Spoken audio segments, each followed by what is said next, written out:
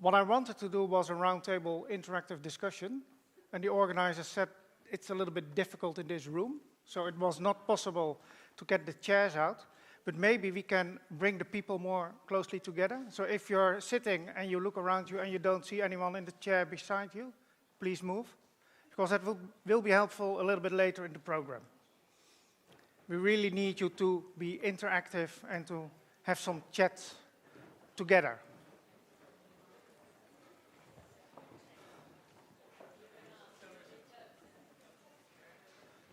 So it's also not forbidden to come a little bit closer to the front. More cozy, more intimate. We have the feeling that we really are a community. That is good. So while you're still moving a little bit to the front, let's start. We are here to talk about business for nature and about committing yourself as a business for nature with clear ambitions and clear actions. So that's what we are going to talk about. Business for nature, already mentioned a couple of times, loads of organizations behind it that really want to create one voice of business for nature for the next year. So this is the program. You see we have a very good panel, 4 panelists, and I would like to invite them on the stage right now. So Alice Durand from Danone, she already was here, so she knows her way. Bas Rüter from Rabobank, Sylvie Gillet, EPE, and João Meneses from the Business Council, Sustainable Development Council of Portugal. Please have a seat. And you see also the rest of the agenda. It's an interactive discussion around priority issues, policy changes, and collaboration. Interactive means you're also on. I forgot to introduce myself. I was also on the screen. Maybe you saw it. Martin Lok, I'm the Deputy Director of the Natural Capital Coalition, one of the organizations that brought together Business for Nature. And here you see the timeline that we created for the super year 2020, which I think one thing I want to point out, it's not only about the CBD. There are loads of important meetings around nature, where really nature needs to be integrated on the agenda. Business for Nature, we have a couple of objectives. I just summarize them now by 2. We want to amplify business action and then call for ambitious policies for nature. On both, we are going to have discussions today. We start with the pitches. We get the ideas and the suggestions from both the businesses and from the associations, the network organizations, and then we go back to you. First, let's start with Slido. You probably already are now very familiar with Slido. So you can take your phone out and you can go to Slido, slido.com. You probably already have done it before. And then can we have the first Slido question on the screen? Are you already committed with your organizations towards nature? So there are a couple of possibilities here. Yes, we have already a commitment, and it's on the Business for Nature website. It goes up to 100%, probably that's only one that has entered, as what I thought. So 360 companies already have commitments listed on our website. Of course, it's also good if you don't have a commitment yet on the website, but that you're working on, so please check which is really mostly your answer. So what we see is, the good news is everything is on top. So you're on top of nature. So I think that's good. The numbers can go up a little bit. We have more than 20 people in the room.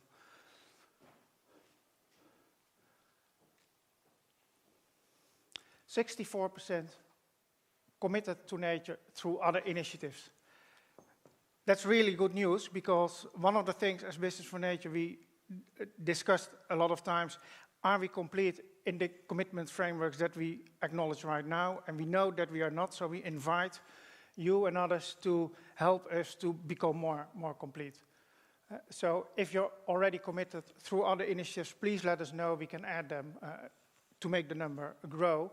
And the reason why we want a big number, many companies that are committed to nature, is that will be helpful if we convey the message that business is ready to take action on nature and that they call on the leaders of the world to really come with ambitious policies next year. So let's go to the next question, please. It's good to be committed, but together you come further. We already heard that a couple of times. So if we are talking about business commitments in Europe, what kind of business commitments do you want? Individual? Do you want them at sector level? Do you want to do things together? Subnational maybe? Landscape levels? Is there, do you have a feeling for that? Can we have some answers, please?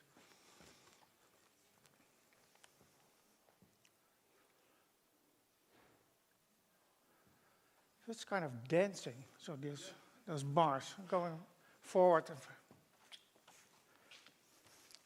So dancing up and down. Sector level is, at this moment, the winner. Landscape is running up. Interesting. Running up fast. Let's leave it with that. Let's go to the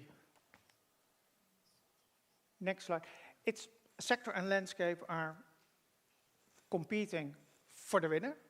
And the interesting thing here to me is that it's not at a national level, European level, but sector or landscapes.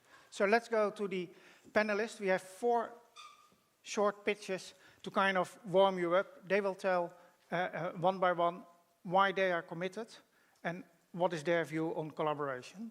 So let's start, Alice, with you. We already... No, you can... Yeah. Okay. We do it quick, so otherwise time is already there. Okay, wonderful. Yes, but then I don't see my slide, which is... Okay. Okay, no problem. So I will work from here, if it's okay for you. Okay, I was asked, in fact, to build upon my speech in this morning. This morning, for sure, we were very high level and talking about commitments and talking about taking actions. What I wanted to demonstrate here is how concretely, as business, as Danone, we are doing that. We are walking the talk. Because once it's important to understand that not only we have vision, but also we are walking the talk. Also, we are not perfect. We are doing experimentation, and also this is why coalition and would it be or P2B or would it be business for nature?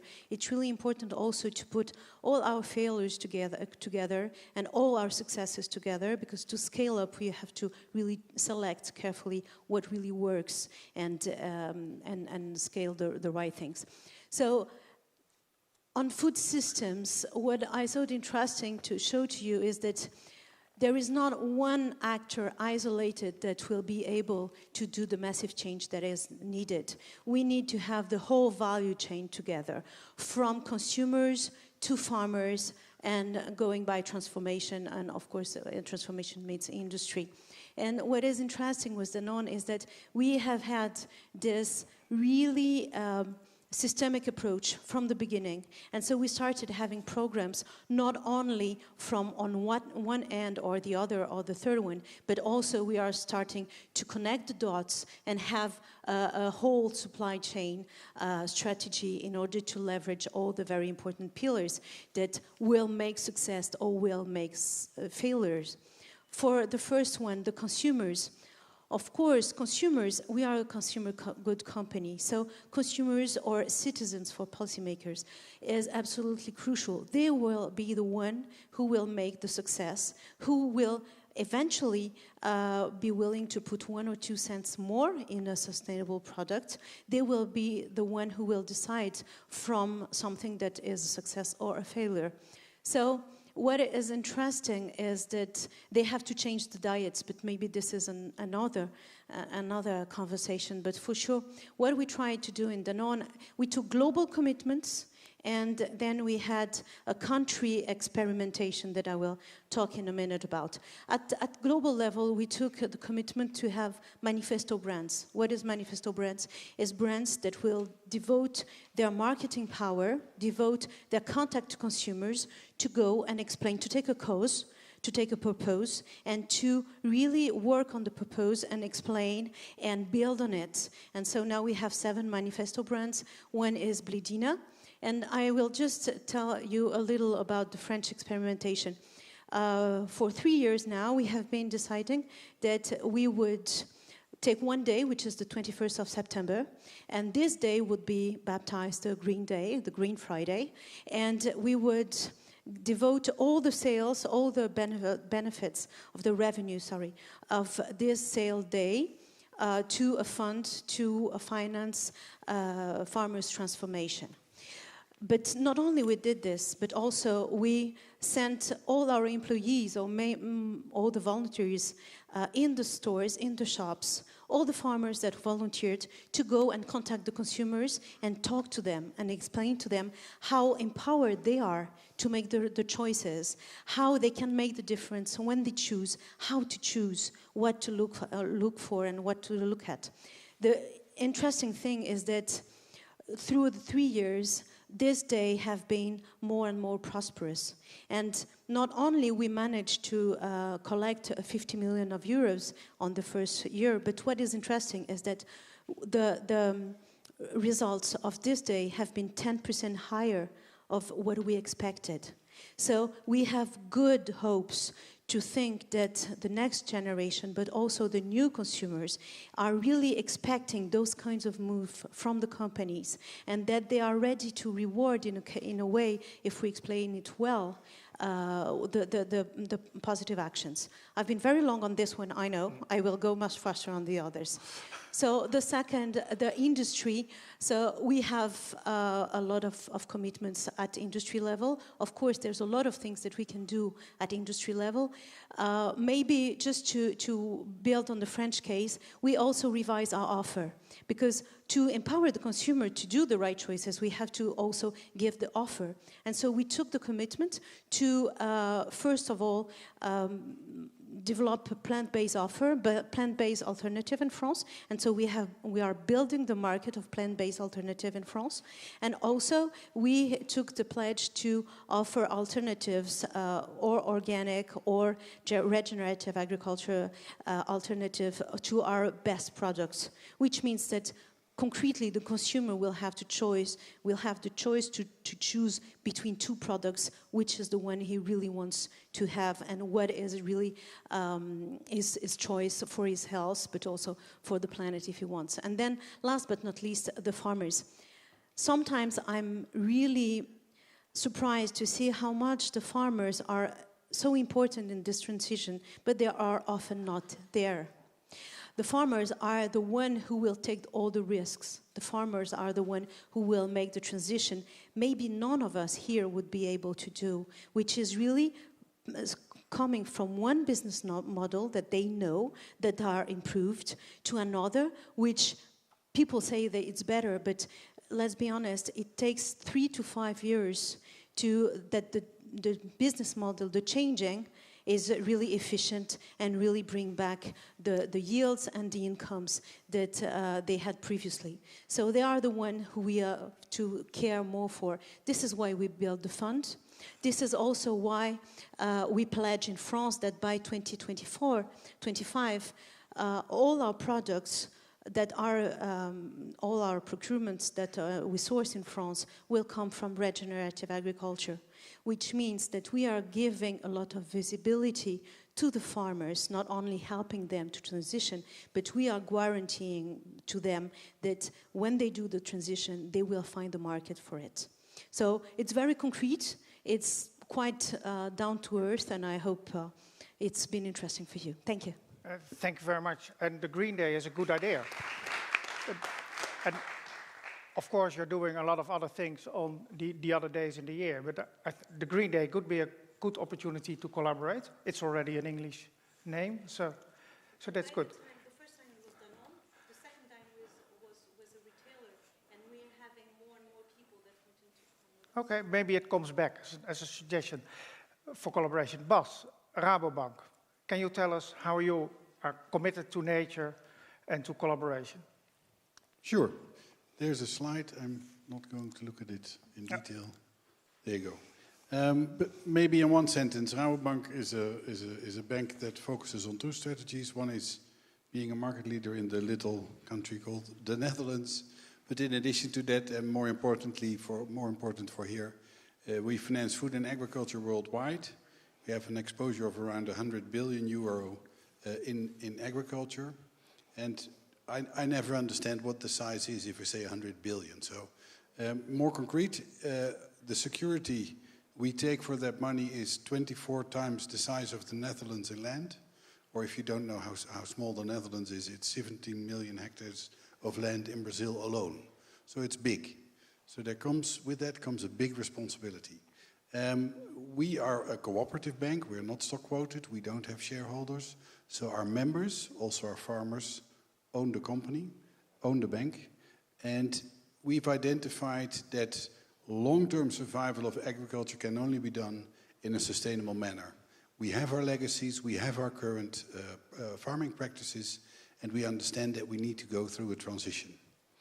Now, we can do that on two levels. One is with our clients, I'll say a little bit about it, and secondly is, of course, and that's what I wanted to start it off with, our commitment to business for nature as part of the work we do in the transforming agriculture work within the World Business Council for Sustainable Development, jointly with Danone, by the way.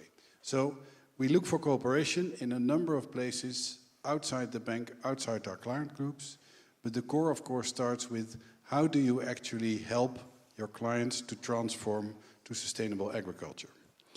We see three core topics in the years to come in this transition. It's about greenhouse gas reduction, very important, especially, of course, in the animal husbandry side, but also in crop row farming and similar ways of farming. But secondly, and very important as well, we need to optimize land use. We need to enhance water management, we need to enhance soil management, and in doing so, we need to protect biodiversity much better than in the past. And we not only need to protect it, we also need to recover it going forward. In order to get there, we need digitalization as an enhancing transition, but that is just a mean to the end I just described. But we need to be realistic as well. If we want to start to get there, we need to understand what the performance of our clients is. Now, our clients need to live up to minimum standards that are relatively strict. You can't get a loan from us if you are really polluting as a farmer above average, if you're not abiding the law, etc., etc. So our minimum standards are relatively detailed, are relatively tight, but still, once you're a farmer, we want to understand your performance. And that needs to be better and better, because a significant proportion of the farming clients of Rabobank and in general farmers worldwide do not know their performance good enough yet. How can we help people to make a transition if they don't know where they are?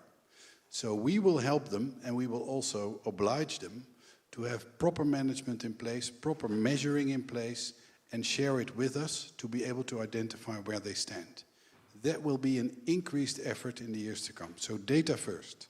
And then the question is, once we have the data, how will we help them to move in the right direction? Two examples. One is very plainly, as a bank, we will provide them with interest rate reduction once they do good. So the best performing clients will pay lower interest rate on their loan. But in addition to that, we work with the Friesland Campina colleague who was here and WWF to monitor their biodiversity performance and to, on top of that, not just pay a lower interest rate on the loan from us as a bank, but also get a better price from Friesland Campina, taking the milk from them. So it needs to pay to do good, and we want to make the incentive schemes there to actually make that happen. Now, one level higher, and I'm almost done, Martin, one level higher above the fact that we work with the dairy farmers individually and their cooperative to sell the milk. In a national context, we work in what is called the Delta Plan, which is the old name for protecting the tiny little country of the Netherlands against the water and the sea. It's It's called the Delta Plan, so there's a big problem and you fight it together. The Delta Plan for Biodiversity Recovery.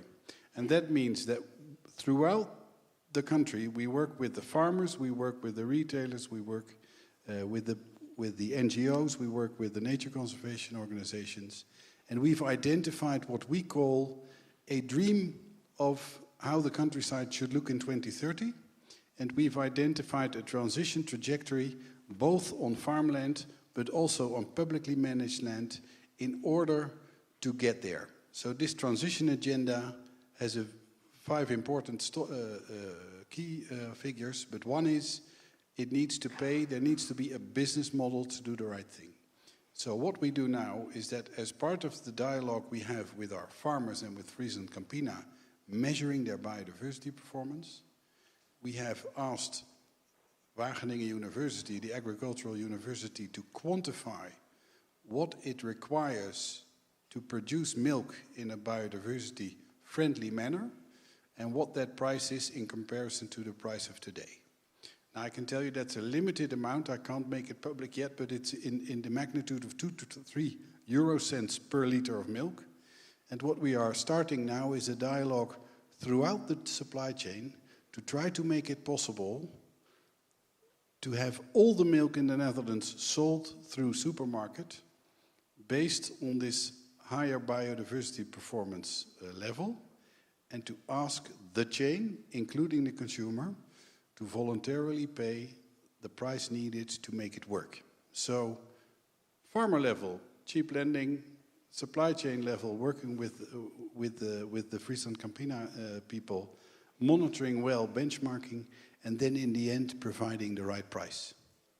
We do the same, and that's the last part I want to mention, on a global scale, where we work with UN Environment as part of our World Business Council work in the Agri-3 Fund, where we've identified that we would like to invest $1 billion US, including 250 million public money, managed by Miro Valthelia, that was here as well, to actually identify projects where we can use our balance sheet with 750 million to actually finance farmers making the transition, if helped by a de-risking mechanism with public money of 250 million, to actually make it possible to provide long loans with a higher risk profile and to make it worth for our clients, the farmers, to actually produce in a biodiversity-friendly way. So, very concrete, feet on the ground, clear incentives, and if possible, a market solution that is operating within boundaries of policies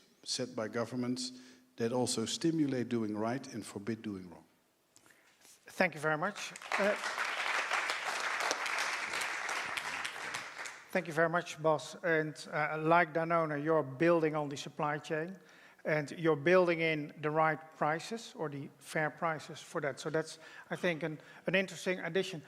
I can imagine that there are a lot of questions that you want to ask, but we would like to make this interactive. So instead of asking questions a little bit later in the program, you can add other solutions, maybe propose to collaborate and work together with one of these guys or girls. So reframe your question in the form of an offer, and we come back to you later. First we go to Sylvie from Entreprises pour l'Environnement.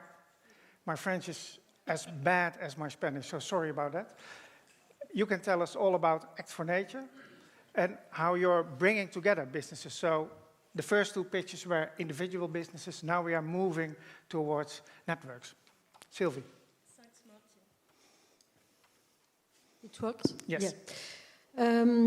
So, Act for Nature, I suppose many people in this room knew Act for Nature. So it's a French collaborative initiative led by Entreprises pour l'Environnement. It's a French company network, and 20 partners, French government, NGOs, academia, other company networks, and companies themselves.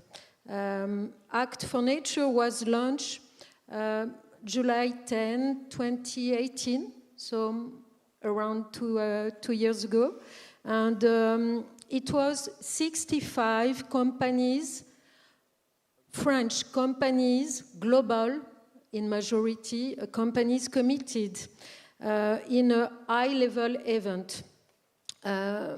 But why Act for Nature could be a success? It's because it's a progress-oriented approach. It's a dynamic. And at the beginning, did you know it had started with a big idea? It was to onboard CEOs on these big companies, Total, Michelin, BASF, BNP Paribas, etc. You could watch the list on the website, Act for Nature. And at the beginning, it had started to organize a field trip for CEOs on biodiversity.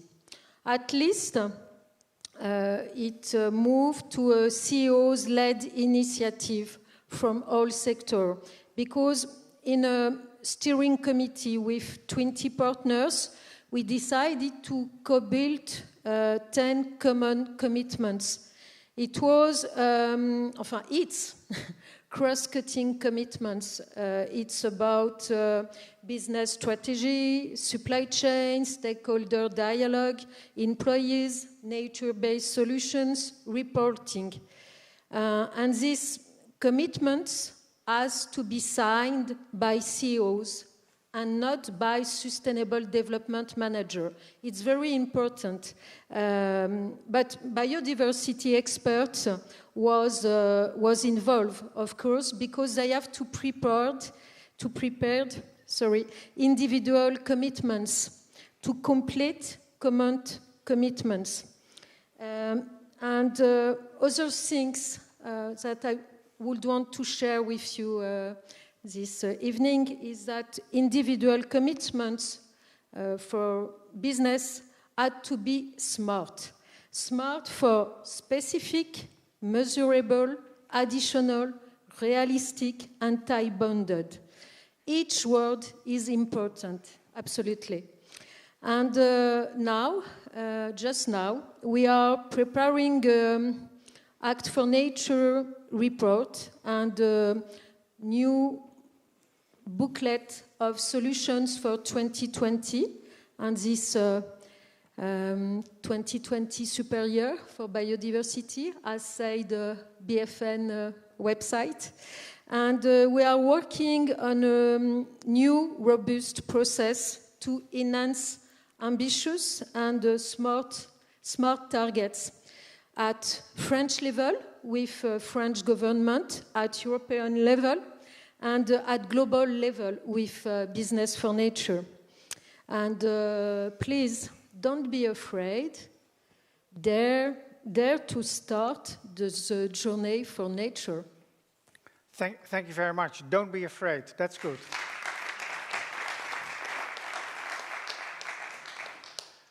And of course, I would like to applaud you for 65 CEOs already signing. I think these were the first 65 coming also to Business for Nature, now 360 commitments, but still we have to grow. Thank you very much for that.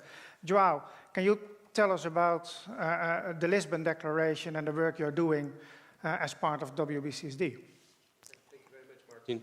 I think I'll just skip my slides. Yes, you just have one, right? Yes. Okay, so good afternoon to you all. Very glad to be here. Thanks for the opportunity, the invitation. So the Lisbon Declaration started as a declaration 1 month ago. So it's pretty new. And it started as a declaration because we really believe in the power of declarations and public commitments, what we're going to do, the declarations, along with, of course, solutions and bold action, what we are already doing.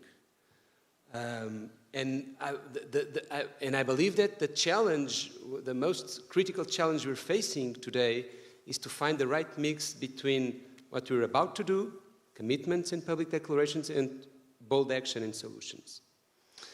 On one hand, as the economists Keynes used to say, on the long term, we're all dead. So let's take care of today and tomorrow. But on the other hand, I've attended very recently this gathering of explorers from around the world something organized by the Explorers Club, not sure if you're aware of it. And they have, in events such as these, explorers from the ocean and the North Pole and, the mountains and the space. And we had, in this event recently that I had a chance to attend, we had in-house 3 crew members of an Apollo mission from 1970.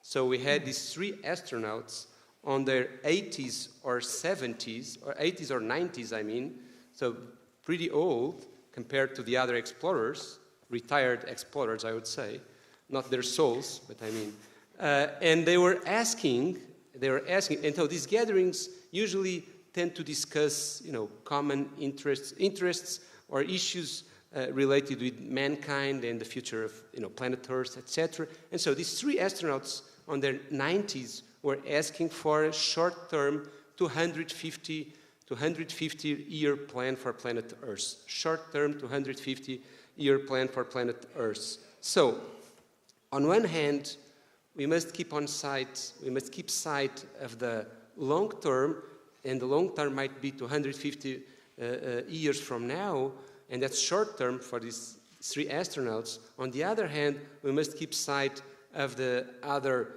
timelines like 2050, the Paris Agreement, or 2030, the SDGs, or today and tomorrow. So in the case of Lisbon, and we must work, and that's the right balance to try to find out, we must work in parallel in these 3 tracks, in these 3 horizons. So the Lisbon Declaration main horizon is the the COP15 on biodiversity, which will happen 1 year from now. So we're working towards the COP15. And the Lisbon Declaration is really a pledge in order to make sustainable biodiversity really a business case, bringing companies on board to the field of biodiversity and natural capital. We had these 4 main sources of inspiration. One source of inspiration was Act for Nature, you just heard of it. Then we had Business for Nature too. Earlier today you had a chance to know this global coalition, global voice towards biodiversity. We had the WBCSD Global Network as a source of inspiration. Not sure how many of you know the WBCSD, World Business Council for Sustainable Solutions, for Sustainable Development, I mean, but they do have this global network of 70 country level associations that work with their member companies towards sustainability. So we have them in Portugal, there's in France, there's in Brazil, there's all over the world, this global network of local country level BCSDs, Business Council for Sustainable Development. And so we wanted to work on the power of this global network and leverage that power towards something that we could do together. And we had the chance to have the council meeting. The council meeting of WBCSD happened in Lisbon last month. It's a global annual gathering of all their members and of these 70 countries that make up the global network. So we had many companies, for instance, Danone was there, etc. And so, inspired by Act for Nature and Business for Nature and taking the opportunity, and by the global network of the WBCSD, and taking the opportunity of this global gathering in Lisbon, we just launched this Lisbon Declaration. So, so far we had 26 signatories, and so 26 countries, members of the global network, who already signed the Lisbon Declaration, spread across the world. They represent more than 2,000 companies, these 26 BCSDs, and what we're really trying to do is work towards COP15 and make it as successful as we can, helping Business for Nature, making it as successful as we can, and there's this willingness that something could come out of this COP15 equivalent to the COP21 on climate, the Paris Agreement, but on the field of biodiversity in this case. And on the other hand, we're trying to replicate Act for Nature as a good practice on other countries, helping the other countries replicating Act for Nature. And so, just a final remark, I mean, I really feel that our member companies in Portugal, but beyond Portugal, be careful with planet Earth,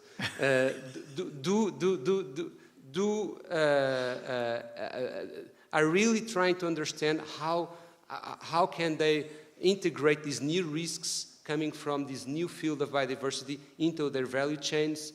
How can they leverage the business opportunities? What are the business cases here? What is the regulation ahead about to come? I think climate change already understood and are somehow working on decarbonization of their value chains, decarbonizing. But biodiversity is less tangible and it's more complex and it's more recent in the agenda. So the Lisbon Declaration really aims also to help them on understanding the risks, the opportunities, the business cases behind it, etc. And last but not the least, I just had a hard night last night. I had one of these overnight flights from Luanda, the capital of Angola. When these flights, I mean, that we call red-eye flights, right? Because we don't really have the chance to sleep. And so red-eye flight, that's what I took to Lisbon. I landed in Lisbon at 7 a.m., then straight to Madrid. And just to introduce a final remark, the reality we're living in the developed countries is quite different from the reality developing countries live. And we must be mindful of these differences. I mean, I had the chance in Angola, I stood there for 2 weeks to talk to very high-level bodies and to ministers and secretaries of states, etc., etc. And every time I talked to them about decarbonizing their economies and their industries, I mean, there's no industry there, but anyway, every time I talked about the Paris Agreement or the plastic drama or, or even biodiversity, I looked like a drama queen or, a hipster freak. And they're not there yet at all. And so we must go beyond these walls of these rooms in developed countries and get them on board too. So the Lisbon Declaration, these 26 signatories I told you about, some of them are from developing countries, and we're really trying to have them on board as soon and the earliest as we can, because without them, we won't reach without them, the COP15 on biodiversity won't be as successful as it should be. Thank you. Yeah. Thank you very much, João, for your introduction, but also for being here after such a long flight and short night. So that's very good. And also, thank you for bringing the reality of the other regions of this world to our discussion. I think that's very important. You point out Africa, Angola, where you've been. As a matter of fact, we are going to organize a summit around natural capital in Africa in spring. We are organizing that together with several partners, we being the Capitals Coalition, but we work together with several others, including IUCN, and we will bring in more and more partners. We will stage there a discussion around business for nature and how can we create a movement also on that continent. So that is important because we then can bring in other thoughts and other realities and what is really fit for purpose in their context. Now back to you. So we are going, I promise you, to an interactive discussion. So we have Slidos prepared for you, and I would like to ask you to also have discussions among yourselves. So usually Slido is quite an individual kind of thing, and we don't know for sure whether you're on Slido or doing something else. Now, the question is, if you see a Slido question, then to not fill in the answer immediately, but have a chat with your neighbors. So the first question is around what would be your priority? What would be the issue for a commitment that you really want to work on? And there are several opportunities for that on the Business for Nature website. So you see that here. We identified cross-cutting commitments, Act for Nature. I don't have to say anything more about that. Or the commitment to implement capitals thinking and improve your decision-making on that. On the other side, there are much more specific commitments either related to land or oceans or to plastics or to forest or other issues. You see them here. So if you now have for 1-2 minutes a discussion with the people around you, ask them what is the commitment you're working on or you're interested on, And then after those 1-2 minutes, I give a signal and you can put it on Slido. So just turn around. Don't look at me. That's not helpful. Look to your neighbor and have a discussion around this. If you don't know them, it is allowed to say who you are.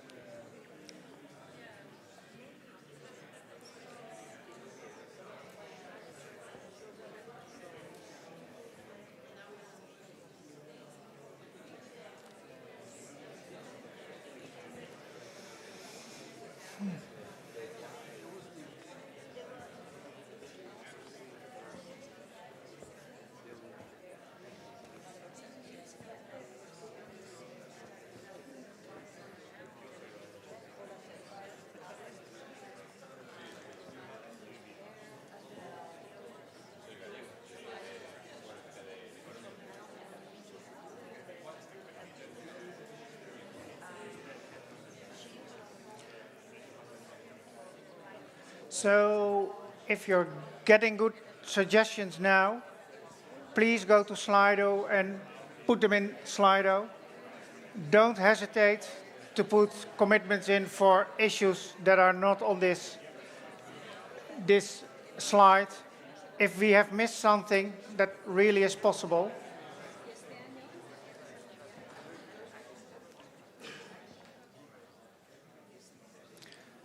So the voices go down. I assume that you are now typing in on Slido. Not yet. Still everything is on 0.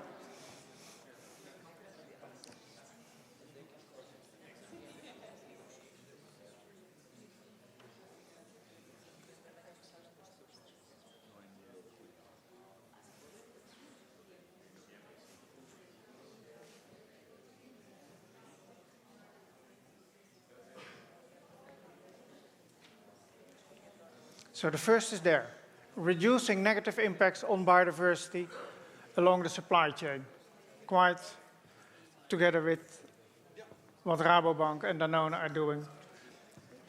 Become net positive biodiversity, becoming positive, reducing negative impacts. We can have a few more commitments, I hope. Maybe you're just discussing what is most helpful to do.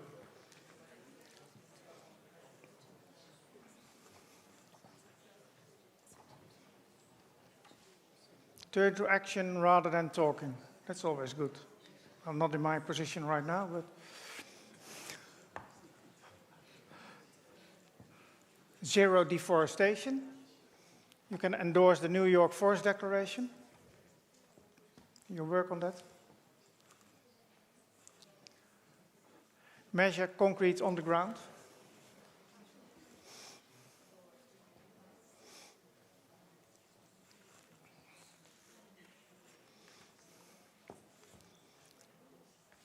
Can people also like the other ones? I don't know whether that's possible. So we can see whether some is coming a little bit more to the top.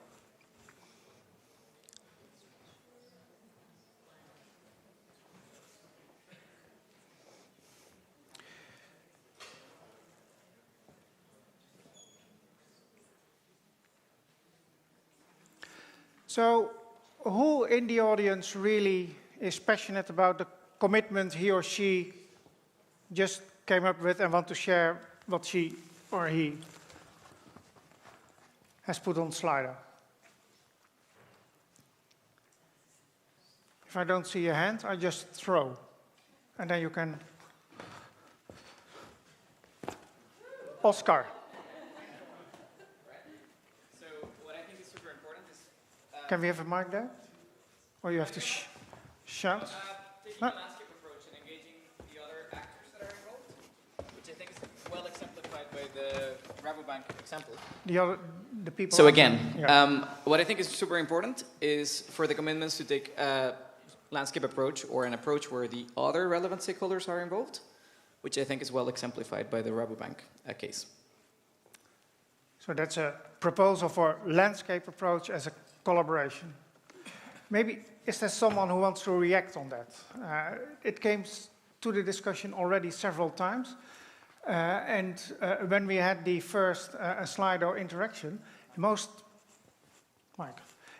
popular one was sector and not landscapes. So should we go for landscapes or sectors when we are thinking about collaboration? Who wants to react on that?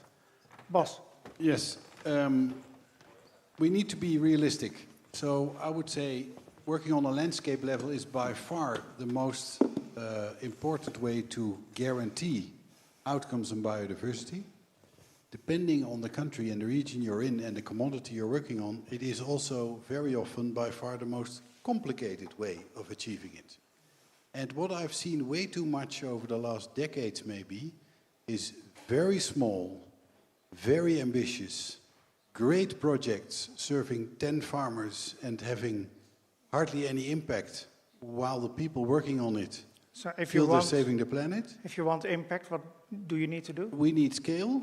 We need the supply chain involved and not just one chain, as was described also by Danone. And we need to stop hobby horses. We need to accept the fact that we also need large players, but then with tight standards, with transparent minimum requirements and with clear reporting so they can be put to the test if they don't deliver. But we need everyone involved, both public and private, in order to speed up, because we're simply way too slow. Okay. Your reaction is, and I see, Alice, you want to come in on this too? So, just to complement what Bas just said, and I think that it's absolutely true. All our companies have a lot of great projects involving 10,000, 20,000, 40,000. I can talk about 40,000 farmers in Kenya, and we're so proud to talk about it. But the scale is not there. And just to put figures, Danone is working with 140,000 farmers worldwide. I mean, those are directly. There are 10 million farmers in Europe. The gap is absolutely huge. So we don't need more great pilots. We need to find the ways to scale them up and to scale them up fast. And we have to renounce to the pilots that are very nice but have no impact in order to find the one who will be efficient and impactful. Because time is running. I mean, everybody knows that by 2030, if we didn't find the right solutions, most of our business will be in critical state. So we really have to go fast. We have to move the target and have a target which is scalable. And just building on what you said. I think you're perfectly on the same side. If you want scale, go for the supply chains. That's your message. We want to accelerate. So let's go to the next question. It's about policy change. What policy changes are needed, are helpful to really accelerate more commitments and more actions on the ground? So that will be the next round of discussion. Again, you can go to Slido on this, but please first have a discussion among yourselves. What do you really want on this? And I have a few suggestions. So, and Eva already told about the survey that we are doing from Business for Nature, and we go out with 10 suggestions, and they are stated here. And we didn't just make them up. We read several reports, including the IPBES report, including the OECD G7 report, including reports of WBCSD, WWF, Natural Capital Coalition, and others. And we kind of hustled them all together. I don't know whether that's English. But based on that, we identified 10 general kind of directions for policy recommendations. Take them as inspiration. If you think we really need something else, you can also put that in. That's our option 11. But have a discussion with your neighbor. What policy would really help to accelerate business commitments and solutions? And in 1 or 2 more minutes, I will ask you to type it into the slider. So make fun and noise again. So we have 9 suggestions. So we can go up a little bit. I see some people working on Slido, that's good. At least I hope it's on Slido.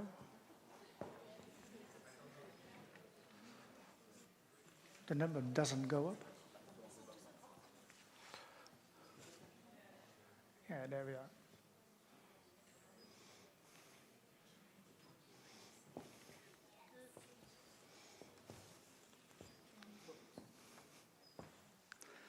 Someone just said 2, 3, and 10. So that was very quick and just picking from the list. But the first one on top was on the common agricultural policy. So maybe going back to the panelists now, and let's go to the networks. Both France and Portugal have quite a strong agricultural scene. And you mobilize the business community.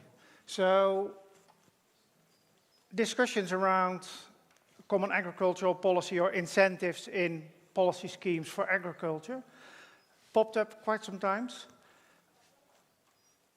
Is there a role for your organizations? What do you think of that as a policy recommendation? Is that something we really should push for? One of you wants to react on that? Is that something you can discuss with your members in Portugal? Yes, but maybe just a quick step back. I mean, I think we had, I wouldn't say a single, but we had a success in the past regarding sustainability in general, which was the ozone layer. The ozone layer was something that we act upon very quickly and at the right scale, and finally the ozone wall is decreasing. And it happened, our reaction happened back in the 80s, and we acted very fast. But we're not acting fast enough and at the right scale. And so the the greenhouse gas emissions keep on hitting records year after year. And last year was another record. And so we need to move faster and scale it up, of course.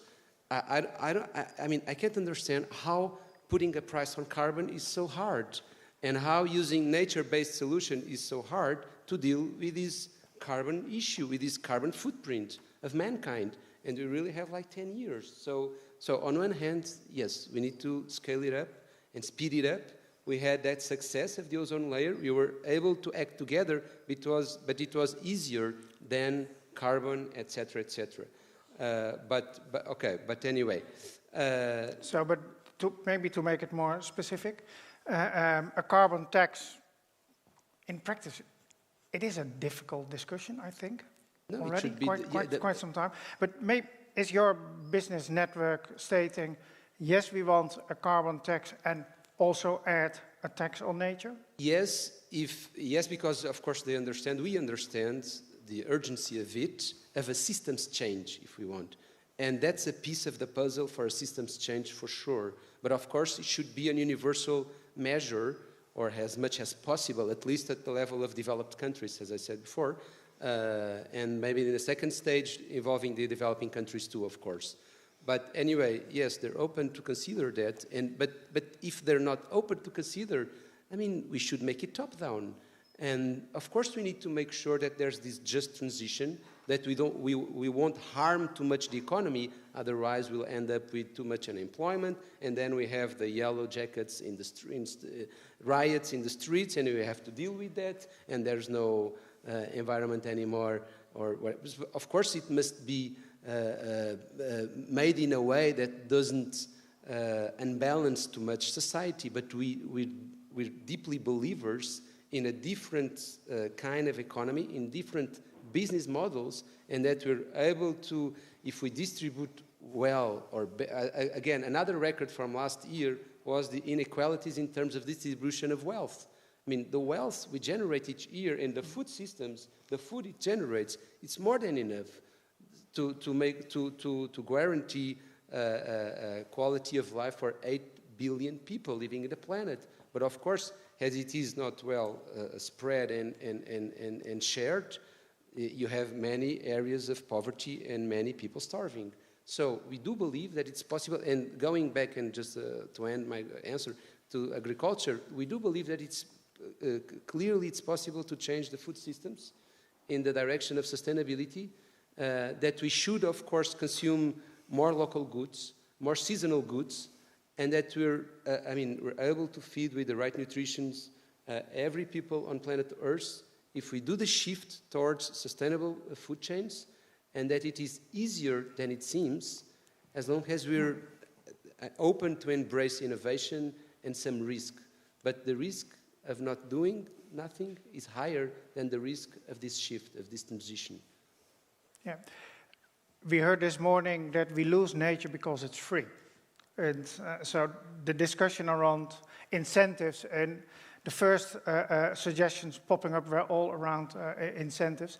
Internalize externalities, natural capital cost. Is that a solution that you're discussing within Act for Nature and with the 65 CEOs? Sylvie? Yes, just one point before. Perhaps you knew this French scientific, his name is Luc Abadi, and he explained us that for biodiversity we need to cultivate heterogeneity, globally, locally, and for us in Act for Nature, we consider that heterogeneity and biodiversity of tools, of commitments, of metrics, of goals also are very important for biological diversity. It's my point of view, and don't be focused on a science-based target goal, because it doesn't work, for instance. So we need to make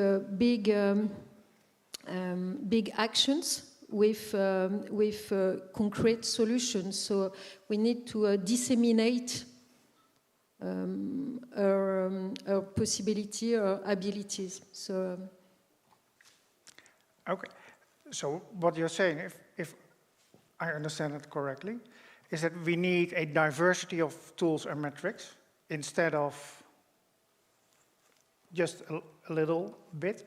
Well, one of the most often heard signals, I hear at least, is we need simplification and harmonization. And so there seems to be a difference in there. Is there someone in the panel who wants? That's something that's just adding on this, and it's a quote from Saint-Exupéry, the French writer, as you know, and he says, if you want to build a ship, don't drum up the men to gather wood, divide the work, and give orders. Instead, teach them to yearn for the vast and endless sea. So I think, yes, the science-based targets is the least important thing. The most important thing is teach them to yearn for the vast and endless sea. Bas, you already put your finger up. Yeah, I strongly believe in measuring. As I said, we want to know how our client... Banker. Yeah, sorry, as a banker, but I was trained as an ecologist, so maybe I try to combine those two. What we've seen over the last 3 to 4 years is the extreme success of the Task Force for Climate-Related Financial Disclosure. If I see how fast this is picking up in the financial services industry, and as a result also is enforced upon the companies we finance, I see a parallel to nature. So I would hope that we are able, despite the fact that CO2 is easier to measure, but we also have methane and we also have nitrogen oxide. So there's always a complexity in trying to measure. But setting aside those system boundaries, once you start measuring, and if you have a unified idea that this is a relevant topic, you will actually be able to steer towards the right direction. It will be used.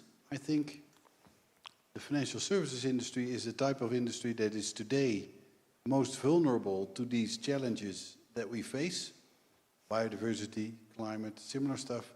So people also in the risk department are aware we need to be on time, and if they don't, then the supervisory authorities will come, because the central banks are teaming up rapidly to identify these magnificent risks that they see also for these potentially harming the economy crises within the financial services industry. So my idea would be, despite the fact that I totally agree that there is not a single measurement, scientific measurement of biodiversity, start measuring, start forcing companies to report on it, and create incentives to do the right thing based on those measurements.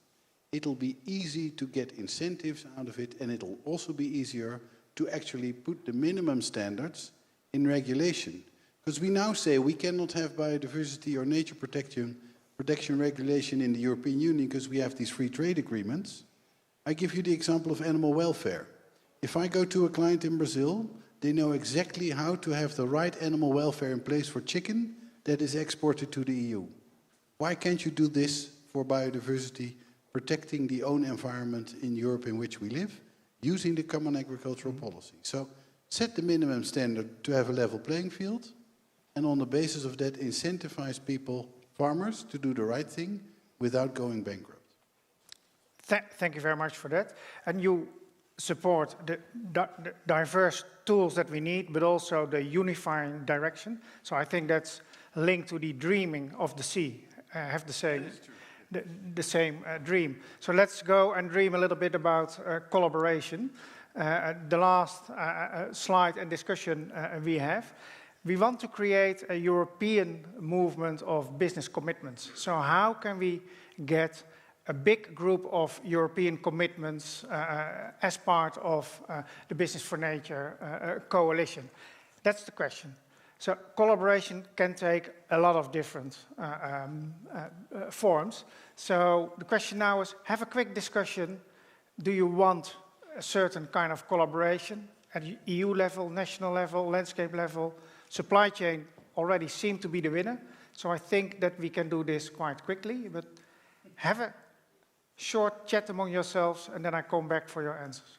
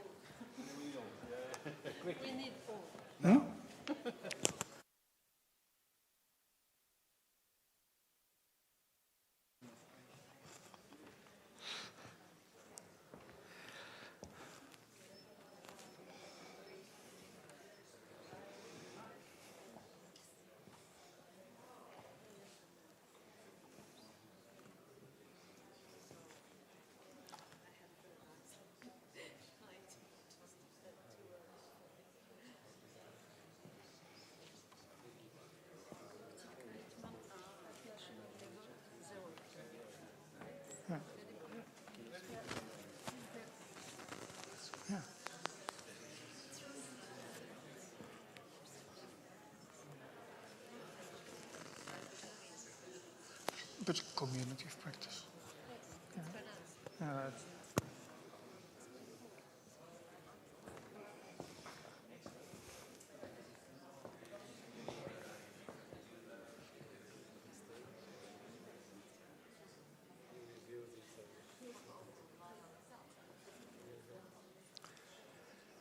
So, unfortunately, I don't have a Spotify here, because otherwise I would put on Queen.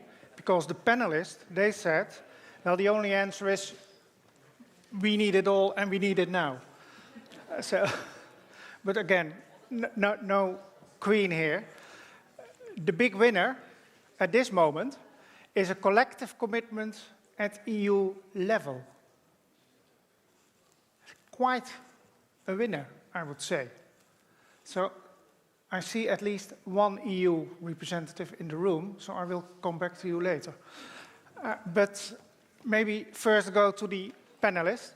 What you see here, and this is your opportunity for a last word, collective commitments at the EU level, and also a lot of support for communities of practice, regional landscape level and at sector level.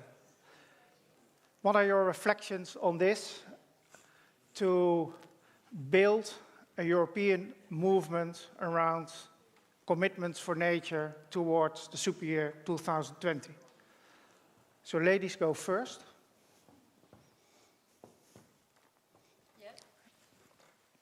Yes, it's very, very, very interesting. So it's 27 people participate to the survey. Don't forget, it's not the world. All no. Business, it's not all the world. But I'm very interested by collective commitment at national level, only 4%.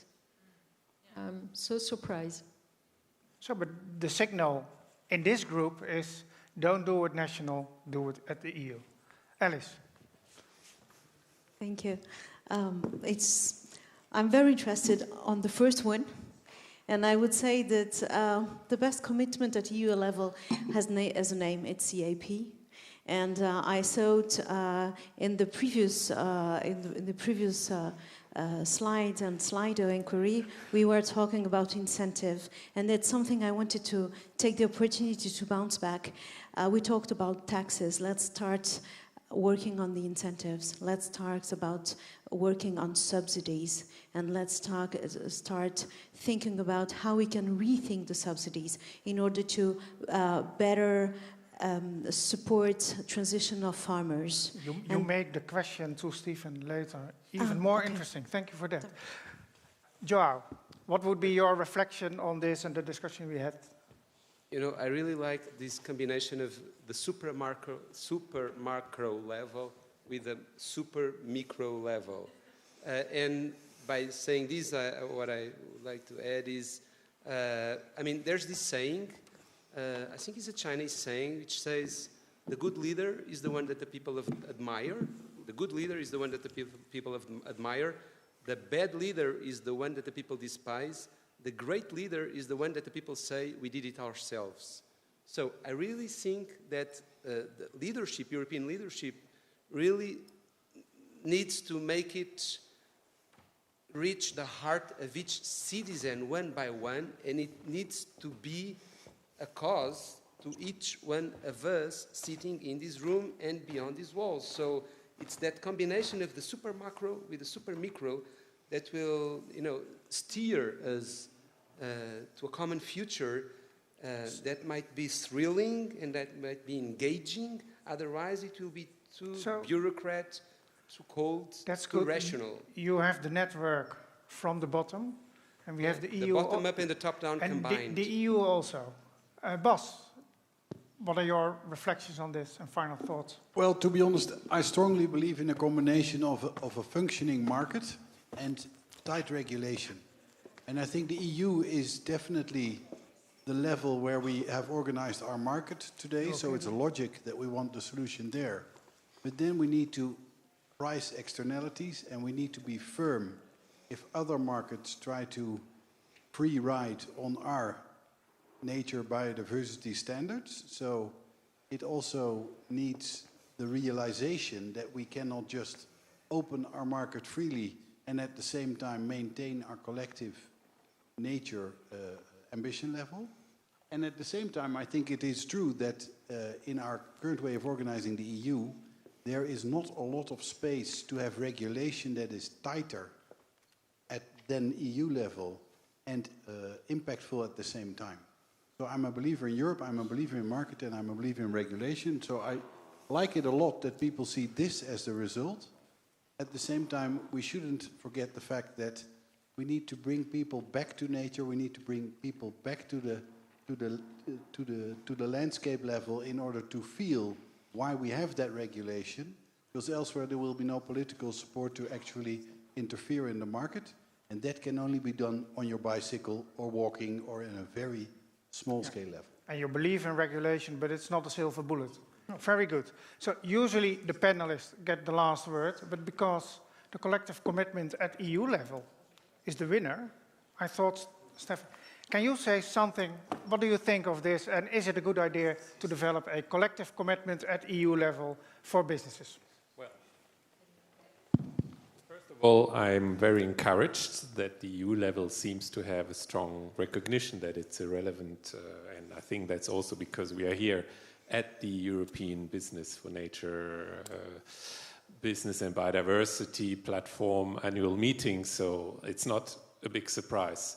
What I'm still, and I think we all agree that Europe has an important role in funding, in creating the norms, in creating the legislation, in facilitating discussions in all of these. My question is now, this word commitment at EU level, it's not yet clear exactly what it means and what we can do to help this happening. The commitments so far have mainly been generated by the business sector itself, and I think there is an added value for doing this. So should it be Business Europe that kind of takes the lead in working with Business for Nature and creating a kind of a European level? We are ready to facilitate whatever and get commissioners to help that and give the political recognition for that. But I think that if there is business commitments like Entreprises pour l'environnement is done in France, like others do in some national countries, it should be kind of also supported by the business sector itself and come from there. And there we are really happy.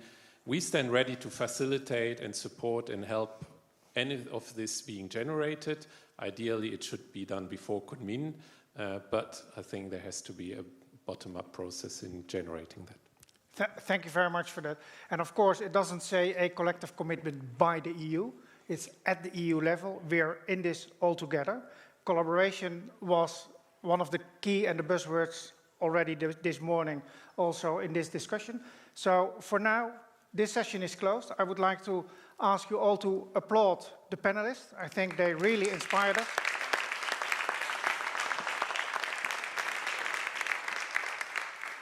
And thank you all for your suggestions. We will take them on board, bring them in our thinking, and from Business for Nature and all the organizations there, we will start to discuss with the EU and other partners how we can make a European commitment working. Thank you.